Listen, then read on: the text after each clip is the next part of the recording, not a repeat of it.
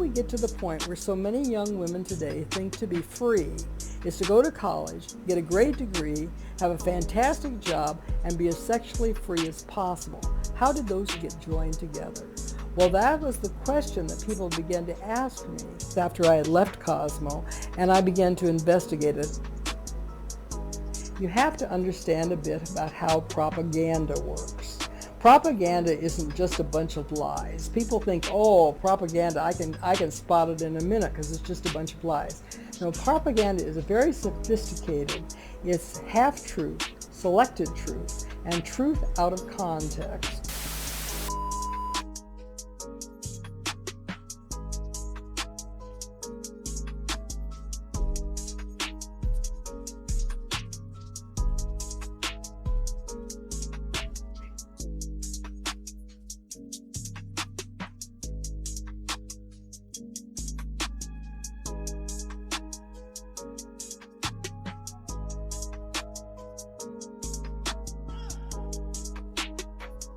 Is used not to sell just products, it's also used to sell ideas. The feminist movement and the sexual revolution were two radically different movements. The feminist movement was fighting for equal opportunity for women in education and the workforce. The sexual revolution was fighting for all sorts of sexual freedoms. Cosmo, we pretended that this sexual revolution was a freedom for women. It actually was not. It was actually kind of a slavery. But we pretended it was freedom for women. And over time, as the sexual revolution and the women's movement got identified closer and closer together, a lot of women began to buy into that illusion. Ellen Gurley Brown was the editor of Cosmo. She's the one that took Cosmo and turned it from a general interest magazine into a sex rag. It's a magazine to help this young woman realize dreams, hopes, ambitions, to help her find a man, keep a man, get him back if he's going, get a new one if he left.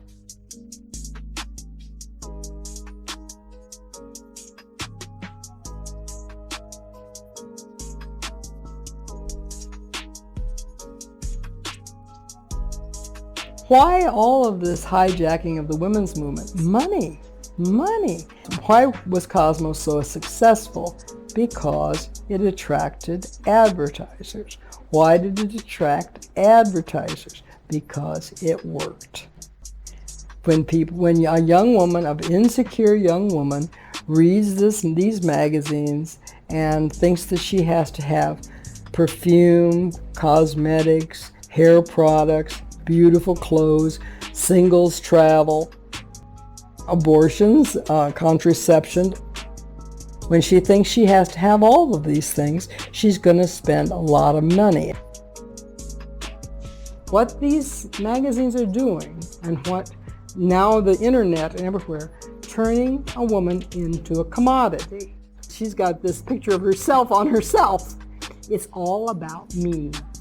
If you can convince a woman that everything is about her, then she has to buy a whole bunch of stuff to make herself so wonderful. If inside she knows who she is, she doesn't need all that stuff. Now there's the other side of it. I say we're all liberated. Are we? So on one hand, yes, we can go to college, we can get a degree, we can be doctors, lawyers, engineers, we can do all this stuff, we can make all this money. But how liberated are we if our girls have got that in their pocket before they can even think? Our media today panders to women in such a way where they construct kind of what you should want or what you should be like. And I think a lot of it is to take money up out of their pocket, right? So I think like there's a construction of Disney, which then feeds into wanting marriage, which then feeds into the multi-billion-dollar marriage industry. There's different constructions that would make women more materialistic. It's different. I mean, even like the wedding ring. You know, you ask the average woman on the street what type of ring do they want, and it's just like, wait a minute, but that's just a rock that's in the ground. What really is the value outside of the perception of it? 100%. Right? So there's a lot of things. Right? Yeah, so I think like, so it's like The average wedding is like $12,000. Not in our circles. Not in our circles. My wedding was $35,000. Yeah, and that's low. cheap. Bro, in the Jewish community, that's very low. We had 200 people. You have at the wedding. 100K weddings. You have we no cut idea. our list down from 400 to 200. Yeah. I just don't. It makes no sense. It's stupid. It's so stupid. It's like you're paying all that, and the average marriage lasts 8 years. 100%. It makes no sense. I'm hoping I just want a little. It's a bad ROI. It makes no sense, man. We're gonna talk about marriage too, but honestly, the same conversations we're having today are the same ones that have been going on for decades. Just now more prominent because because we have the internet, we have social media, we have YouTube. Definitely. And so while, and it's talking about how, Beyonce, promote that song, All the Single Ladies, celebrating being single, which a lot of people have talked about, while she's married.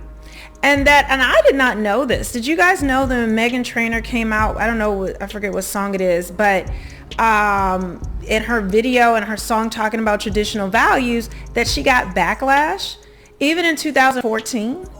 I mean, it makes sense because I think Beyonce's Cater to You also, women had a backlash against it. So it seems anything that promotes, marriage or traditional values or something that celebrates a man, even in music, women have a problem with. And I would think today it's even worse than it was then. I think that's why a lot of men are coming out right now and talking about it so strongly. I mean, from top to bottom, high value men all the way down to regular average guys are just, sick and tired of hearing just all about the shortcomings of men and start talking about some of the issues that women have so that we can kind of meet in the middle. I think a lot of men are just looking for better as well for themselves. And I think a lot of women just don't want to hear that. They've been catered to for so long and been told that you're not the problem, stay as you are. And then if anything, the media puts out there is more just some of the things that magnify some of the insecurities a lot of women are feeling, both mentally and emotionally and also physically. And it's amazing to me just how much of a problem it is just to celebrate a man, just for a man to get some kind of credit, for a man to be revered and looked at in a positive light. All right, so ladies, I'll start with you, Jamie. The single woman crisis, what do you make of it? First, I'm trying to figure out what Matt's doing here. Chick panel. So we have to bring in a single guy so you can explain to some of the women what they're doing wrong. Oh, they couldn't wait to disrespect old boy. Never get a date again. Charles, I want to understand this. Have you seen a video? No, it's the cutest ever. Okay, whatever. I'm not sure I'm going to take advice from her on marriage and dating, but I want to ask Matt, what is it when someone says to you, I want to fix you up with someone, but he'll be intimidated? Why? Because you're successful. Look at these women here. Who wouldn't want to spend an evening with these women? We don't really need her to give us advice, and this isn't exactly June Cleaver that we're looking at here. But do you make some... Rather than look in the mirror, what we will do, and question like how am I coming across to people? What are things that I could work on or change? We project, and women in particular will project onto men. Well, it must be that he's intimidated, or maybe a man has used that as an excuse to why he doesn't want to date her. But it could be that it was just easier for him to say that. That man could be telling the truth. Generally, you will see a woman like this attracting younger men. And see, this is exactly what I be saying. I mean, I think a lot of these women, they just make things up in their head that sounds good to them, right? Instead of it saying, you know what, the guy didn't like me. I got some videos coming up. We're going to discuss this very topic where women just justify things in their head as a reason why it doesn't work out. Right?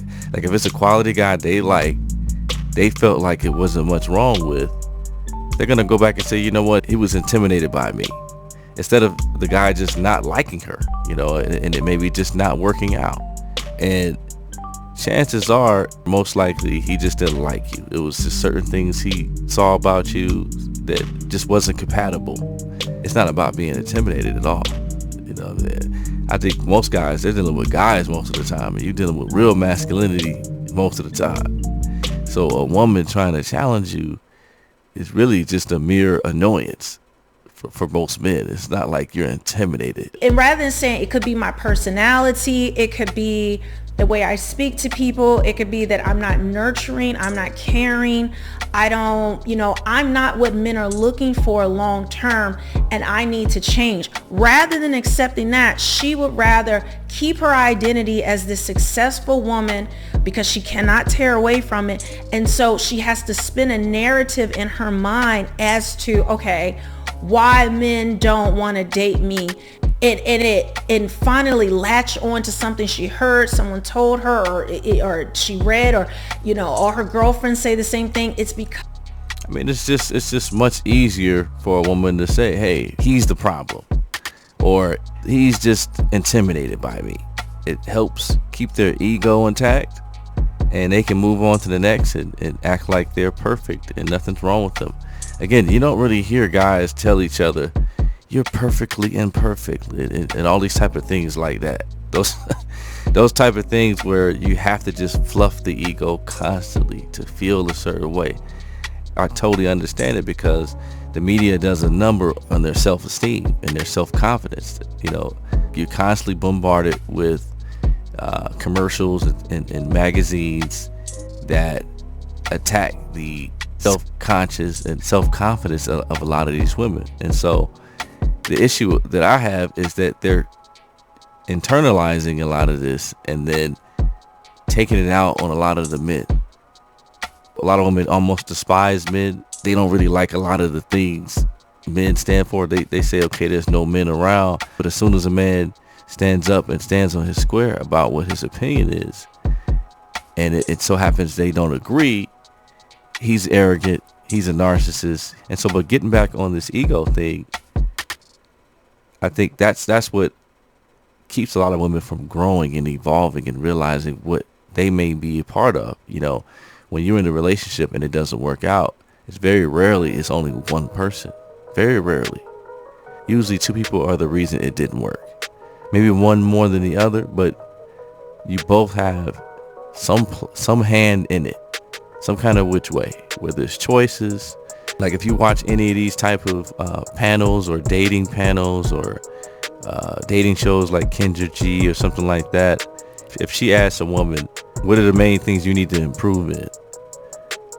Usually either they can't name anything, or they'll name something like, I trust people too hard, or I love too hard, or I let people take advantage of me, or some kind of something like that, where it still puts the onus on someone else to get better and to change. Puts the problem and the issues on the other person. They'll say that they're impatient and they expect too much from someone, and they're not able to deliver in time, and so they're impatient with people. It's always a judgment or putting the onus on the other person to improve. Almost always. And this is the issue. Like I always talk about the ego, because the ego is one of the greatest killers of growth. A lot of the times you don't look at yourself as a potential issue. You don't look at your own shortcomings and say that this is how I could grow, this is how I could get better, because you're so stuck on you're great and you're the greatest and you're perfect, and you're stuck on all the good things that you do. Okay, great. Even your good things you can get better at, right? And it's not necessarily that you don't want to celebrate the best parts of yourself, but you also have to keep a certain level of humility. That's why you have to balance that, so you stay in the moment, right? You don't get caught up, you don't get too high or too low. That's where that saying comes from, so you can stay in the moment and continue to execute. You don't start to waver from the task at hand, worried about what you've done. You stay in the moment and you continue to build. And that comes with failure and with success, right? You should have a process in order to look at the good and look at the bad, so that you can improve. And before you know it, you're in your upper 30s and 40s, and it's just a lot harder to change from that. Didn't Hillary Clinton say she was going to stay home and bake cookies once? I'm not sure. But why is this even an issue? First of all, let's talk about something here. Glamour magazine and the Women for Policy Research came out with a study that said in New York State, the Empire State, women are making $1.02 to every dollar a man is making. That means women are making more. Women are bringing home more money. Therefore, we all know that household formations, that's actually, according to McAlinden Research, have gone up by 2 million this year. So we all know that household formations, sure, you're making more money, but don't you think women should be more financially secure before they jump? I don't have a problem with it, but I know that this video. We've seen the statistics before, but generally women make more younger, but men make more later on, and they actually work longer. They're more successful as they continue to move up, where women tend to fizzle out, especially as that biological clock kicks in and women are looking start having children. It is just very difficult for women in particular to have the same career success as men, because we are generally the primary caretakers. Now, some women don't like it, but it's generally it's biological. You out earn men now, but now you don't want to date down. You don't want to date a man who makes less than you, because magically it's all of these men just waiting to marry, a woman who's a boss chick. Set off a firestorm of controversy over the sense that she was scrubbing floors, and she was more or less suggesting that, hey, if a man treats me right, gives me enough compliments, I'll scrub the floor for him. I mean, is there a place in today's society for that? Listen, there's no such thing as a cookie cutter marriage. There's no such thing as a cookie cutter wife. All stereotypes, all different things. Some women want a life like that. Some women would love to be on this panel with us or out in the career world. There's no typical woman today. And I think, you know what, I thought this video was cute. I showed it to my daughter. It does. It actually encourages men to be gentlemen again. And you know what? Hopefully my daughter won't scrub her own floors. She will hopefully have enough money to go hire someone to do it for her. Danny? I don't know, it's certainly getting us to talk about her, but I do think that with respect to successful marriages, there's a lot of study done about couples that actually do the chores together, that have an equal weight at home, that he does the dishes and she cooks, stay together longer. But I have a question for you, Charles. Why does the marriage number matter? I mean, why does that percentage really matter? Shouldn't it be like birth rates? Shouldn't it be having babies? Isn't that what we're supposed to? It just seems like that's the majority of what women want to do amongst each other, is act like, well, they're too good to live the traditional life. But at the same time, the independent boss chick don't last that long, because again, we always talk about a lot of these women want a softer life. So after a certain amount of time, they want a softer life that they can lean back on and don't have to work as much. So it's really a conflict. What they're going for, what they're training themselves for, go to school, become an independent boss chick, which again, I don't have a problem with someone being able to hold their own. But when that's your main calling and that's your main direction as a woman, okay, and you don't really want to work with a man, then what that does is it goes against what you're trying to do later in life, once you realize that doing it alone doesn't work. So now you try to soften yourself up, but now you try to act like you're settling, when reality is that's better for you. That's what you want. It's a conflict of interest, even within your own self. And I think a lot of women still don't understand this, and they're being led astray. So yeah, man, let me know what y'all think.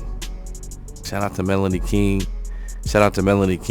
Check out her channel if you haven't heard of her. She has lots of dope videos on the subject. And like I said, I like to play a lot of the Manosphere stuff, dating stuff from the women's perspective as well. But yeah, man, let me know what y'all think. Get at me in the comments. Like, share, subscribe. And we're going to go ahead and get up out of here, man. And like that, we gone.